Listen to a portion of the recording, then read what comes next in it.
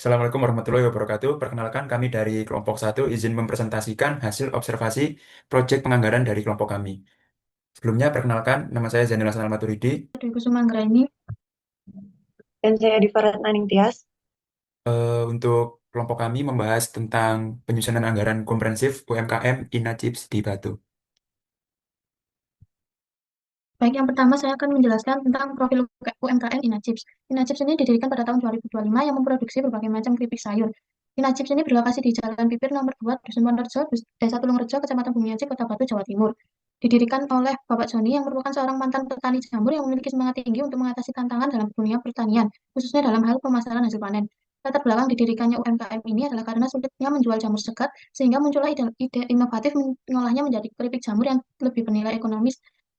Dan beberapa variasi keripik yang dijual ada keripik jamur, wortel, brokoli, jagung manis, bombay, bunga kol, cabai, labu, paprika, pisang, rawit, kentang, tempe, dan keripik ubi. Next. UMKM Najib ini memiliki tantangan utama berupa ketidakpastian pasokan dan harga beli bahan baku yang berubah-ubah. Untuk solusi untuk mengatasi tantangan tersebut yaitu memproduksi keripik berdasarkan bahan baku yang tersedia di pasar. UMKM ini memiliki visi untuk meningkatkan kesejahteraan ekonomi keluarga dan masyarakat sekitar. Sedangkan misi UMKM ini yaitu menciptakan solusi atas kerugian hasil panen dengan cara mengolah hasil panen tersebut menjadi produk yang bernilai jual tinggi. Next. Untuk pemasarannya, UMKM Inajib ini memasarkan produknya sebagian besar ke daerah di Jawa Timur yaitu sebesar 75%, sedangkan sisanya di Jawa Tengah yaitu sebesar 25%. Dan Inajib ini tidak memasarkan produknya melalui e-commerce dan menggunakan sistem penjualan beli putus. Next. Untuk struktur organisasinya, Linajib ini dipimpin oleh Pak Joni dan Ibu Inayatul Hikmah sebagai pemimpin divisi produksi. Linajib ini memiliki 18 karyawan yang terbagi menjadi 3 divisi, yaitu divisi produksi, divisi pengemasan, dan divisi pemasaran. Untuk divisi produksi sendiri terdiri dari 12 karyawan yang bertugas untuk mulai dari pembelian bahan baku hingga penggorengan keripik. Dan divisi pengemasan terdiri dari 4 karyawan yang bertugas melakukan pengemasan keripik, dan divisi pemasaran yang terdiri dari 2 karyawan yang bertugas untuk memasarkan produk. Next. Untuk proses produksinya terdiri dari beberapa tahap, yaitu mulai yang pertama pembelian bahan baku keripik di pasar, kemudian ada tahap persiapan yang mencakup pengupasan bahan baku, pemotongan bahan baku, pencucian, dan penepungan bahan baku. Kemudian bahan baku tersebut melalui proses penggorengan, kemudian untuk pengemasan, dan yang terakhir yaitu pemasaran ke konsumen. Next. Oke, selanjutnya merupakan anggaran komprehensif. Yang pertama di sini kita akan menghitung tentang forecast penjualan. Itu menghitung tren penjualan dengan metode least square. Untuk membuat perhitungan ini, itu kita memerlukan beberapa data yaitu volume penjualan pada triwulan 1 sampai dengan 4. Dan untuk X-nya, itu kita menentukan menggunakan min 3, min 1, 1 dan 3 karena merupakan data genap. Karena jika data ganjil, maka angka tengahnya tersebut adalah 0. Terus untuk X2, itu merupakan X pangkat 2. Untuk XY, itu volume dikali dengan X. Dan untuk menghitung tren, rumusnya itu seperti ini. Yang pertama kita mencari A-nya dulu. A-nya itu seperti ini, 25.000. Total volume dibagi 4, hasilnya 6.250. Lalu poin B seperti ini, 0. Total XY itu dibagi 20, hasilnya 200. Untuk totalnya menjadi 5.650 untuk Y-nya. Lalu kita lakukan hal yang sama untuk ke triwulan berikutnya. Selanjutnya menghitung rasio to trend dan menghitung indeks musim. Untuk menghitung rasio to trend dan indeks musim itu tinggal kita mempresentasikan atau Y dibagi trend. Jadi untuk presentasinya seperti ini totalnya. Lalu indeks musim diperoleh dengan perhitungan. Untuk mencari indeks musimnya itu seperti ini. Bisa diperhatikan untuk variasi musimnya. Lalu untuk menghitung forecast penjualan tahun 2025, itu kita lanjutkan bagian X yang tadi dengan angka ganjil. Tadi kan diakhiri dengan angka 3, dilanjutkan 5, 7, 9, dan 11.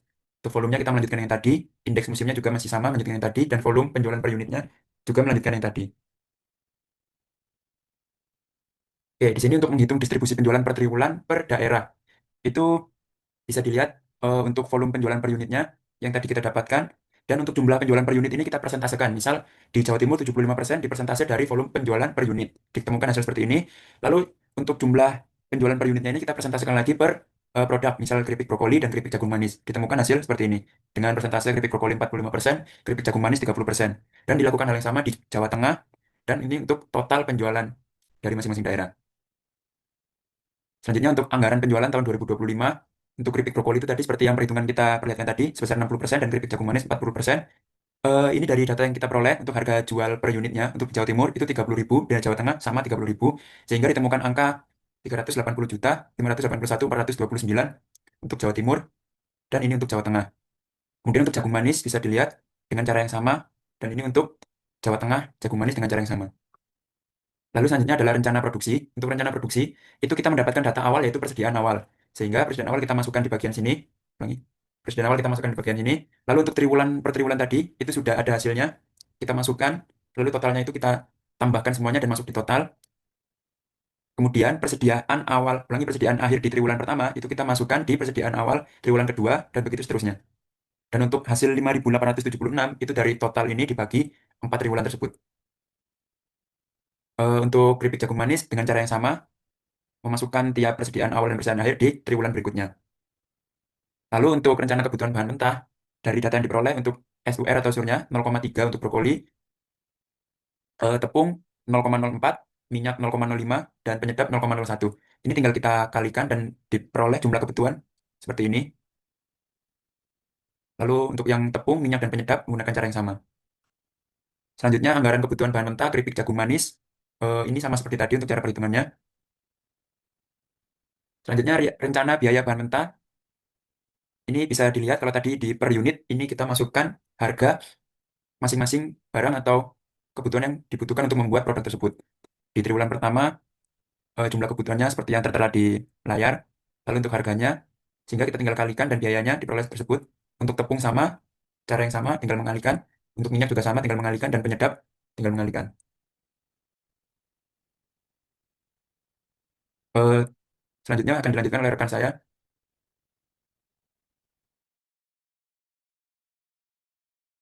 Baik, untuk selanjutnya, untuk jagung manis, perhitungannya sama dengan yang sebelumnya, dengan keripik brokoli. Kemudian next,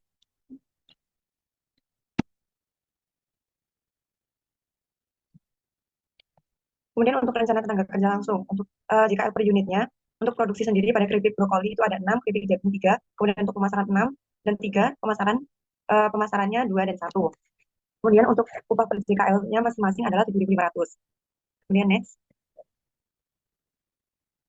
untuk rencana tenaga kerja langsung, untuk produksi itu bisa didapatkan dari perhitungan sebelumnya. Kemudian dikalikan dengan DMH per unit yang tadi didapatkan dari JKL per unit itu ada untuk tahap pertama itu ada 6 dikali dengan produksi tersebut itu sama dengan 35.298. Itu berlaku untuk triwulan selanjutnya. Kemudian untuk yang tahap 2 juga diperlakukan hal yang sama. Kemudian akan menemukan total dari masing-masing tahap. Kemudian untuk yang keripik brokoli itu juga sama pelakuannya, mendapat produksi itu dari perhitungan sebelumnya dikalikan dengan DMH untuk mendapatkan total DMH. Next. Kemudian untuk rencana BOP. Untuk rencana BOP ini terdapat beberapa biaya depresiasi selama setahun. Pada layar itu disebutkan bahwa ada mesin vakum fryer, kemudian ada wajan penggorengan, mesin penampung dan penyalur air, mesin spiral, kulkas, dan kendaraan. Masing-masing memiliki harga perolehan, kemudian jumlah unit serta umur ekonomis. Kemudian didapatkan depresiasi per tahun itu dari harga perolehannya. Harga perolehan tersebut dikali dengan jumlah unit, kemudian dibagi dengan umur ekonomis. Next. Kemudian untuk rencana BOP, listrik air dan bahan bakar kendaraan bagian per tahun untuk listrik, untuk tahap produksi itu membutuhkan 1.150 kWh, kemudian untuk pengemasan itu membutuhkan 235, sehingga total biaya listrik yang dibutuhkan adalah 1.385 kWh. Kemudian untuk tarif biaya listriknya itu ada Rp1.444 per kWh. Untuk biaya air itu ada 100.000 per bulan, dan itu hanya untuk proses produksi. Kemudian untuk biaya bahan bakar kendaraan ada 3 juta per bulan, itu khusus untuk proses pemasaran. Next. Kemudian untuk rencana BOP untuk masing-masing bagian produksi. Untuk tahap pertama yaitu tahap produksi, itu ada mesin vakum fryer, itu didapatkan dari tabel sebelumnya. Itu adalah biaya depresiasi yang tadi, itu dimasukkan sesuai dengan kriteria tahap produksinya. Kemudian ada listrik per tahunnya, itu juga didapat dari tabel sebelumnya, ada 1.150 dikali dengan tarifnya sebesar 1.444 tadi dikali dengan 12 karena hitungan per tahun. Kemudian untuk air juga diperlakukan sama, 100.000 dikali dengan 12 bulan untuk mendapatkan biaya air per tahun. Kemudian untuk seluruh biaya total dari tahap pertama yaitu didapatkan 29.827.200. Kemudian untuk tahap keduanya itu ada tahap pengemasan. Itu hanya membutuhkan mesin spiral, kemudian listrik per tahunnya. Untuk mesin spiralnya bisa didapatkan dari tabel sebelumnya juga. Kemudian untuk listrik per tahunnya, untuk proses pengemasan ada 235 kWh dikali dengan 1444 sebagai tarif dan dikali 12 selama 12 bulan. Itu untuk total tahap 2 yaitu sebesar 5.072.080 rupiah. Untuk tahap 3 di next. Untuk tahap 3 itu ada kendaraan karena proses pemasaran hanya pengantaran dan hanya membutuhkan biaya kendaraan. Itu ada depresiasi kendaraan sebesar 50 juta. Kemudian untuk menghitung tarif BOP, BOP secara langsung itu didapatkan dari data sebelumnya, kemudian totalnya juga sama. Untuk total produksi juga didapatkan dari perhitungan sebelumnya, kemudian mendapatkan tarif itu dari BOP total tadi dibagi dengan total produksi akan mendapatkan tarif masing-masing untuk tiap tahap. Kemudian next untuk kemudian ada BOP untuk tiap jenis produk itu untuk rencana produksi 1 tahun itu juga didapatkan dari data sebelumnya yang di awal. Kemudian untuk bagian tiap tahapnya itu perhitungannya ada di bagian bawah itu. Untuk tahap pertama itu dapat dari tarif dikalikan dengan rencana produksi selama 1 tahun untuk keripik brokoli itu totalnya 18 juta sekian. Kemudian untuk keripik jagung adalah 11 juta sekian. Begitupun untuk tahap berikutnya yaitu menyesuaikan. Jadi tarif tahap 2 nanti dikalikan dengan rencana produksi 1 tahun tiap jenis produk. Itu. Kemudian mendapatkan total BOP dibagi dengan triwulan itu dibagi dengan 4 untuk mendapatkan BOP per triwulan. Next. Kemudian untuk harga pokok produksi, semua yang tercakup dalam harga pokok produksi pada tabel ini didapatkan dari data-data sebelumnya. Kemudian uh, mendapatkan total harga pokok produksi untuk masing-masing triwulan itu sebesar 646 juta 32.708 itu nanti dibagi dengan rencana produksi yang atas itu agar mendapatkan HPP per unit. Next. Begitu pula dengan jenis keripik yang lain. Next. Kemudian ada anggaran variabel. Untuk anggaran variabel pada INACIP ini hanya ada biaya bahan bakar kendaraan, tidak memiliki anggaran variabel lainnya. Jadi untuk untuk anggaran variabelnya selama 1 bulan itu INACIP hanya membutuhkan 3 juta, sehingga untuk per tahunnya membutuhkan 36 juta dan per triwulannya adalah 12 juta. Kemudian untuk mencari VC per unit itu didapatkan dari biaya per bulannya tadi 3 juta dibagi dengan 0 dan menghasilkan 0. Kemudian untuk VC per unitnya 3 juta tadi dikalikan dengan 4 sehingga mendapat 12 juta. Kemudian untuk biaya distribusi dan pemasaran FC per unitnya adalah 0, FC per triwulannya adalah 12 juta. Kemudian anggaran variabel biaya pemasaran tahun 2025 itu volume penjualan mendapat dari data sebelumnya, kemudian biaya tetap yaitu biaya anggaran variabel pemasaran di atas. Kemudian biaya variabelnya juga sama, 12 juta, mendapatkan total biaya pemasaran sebesar 24 juta. Next. Kemudian untuk proyeksi laba rugi pada INACIP Batu selama tahun 2025 itu sama untuk semua data diambil dari data-data sebelumnya. Untuk volume penjualan per triwulan itu ada 737,8, kemudian mengalami kenaikan signifikan untuk triwulan-triwulan berikutnya. Kemudian untuk penerimaan penjualan, harga pokok penjualan itu juga diambil dari data sebelumnya. Kemudian total laba kotor itu didapatkan dari penerimaan penjualan dikurangi dengan harga pokok penjualan didapatkan laba kotor. Begitupun untuk triwulan-triwulan selanjutnya. Kemudian untuk biaya operasi, karena biaya variabel INACIP hanya pemasaran, jadi biaya operasinya hanya pada biaya pemasaran. Itu juga didapatkan dari data perhitungan sebelumnya. Kemudian mendapat total biaya operasi dari biaya pemasaran tersebut, kemudian untuk laba sebelum pajaknya, itu laba kotor dikurangi dengan total biaya operasi mendapatkan laba sebelum pajak. Begitu pula untuk triwulan-triwulan selanjutnya. Kemudian untuk pajak progresif, itu perhitungannya ada di slide selanjutnya, bisa next. Nah, itu kita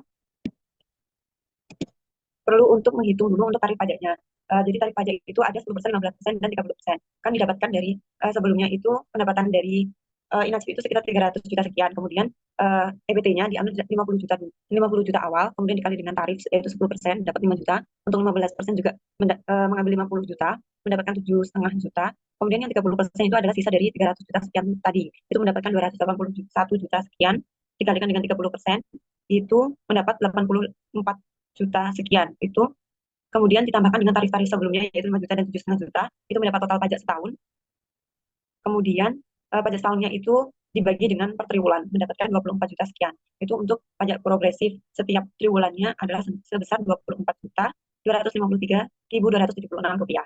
Kemudian untuk EAT-nya atau laba bersihnya itu didapat dari laba sebelum pajak tadi dikurangi dengan pajak progresif, sehingga menghasilkan EAT sebesar yang di tabel laporan laba kita. Kemudian next. Mungkin cukup sekian presentasi dari kelompok kami, kurang lebihnya kami mohon maaf.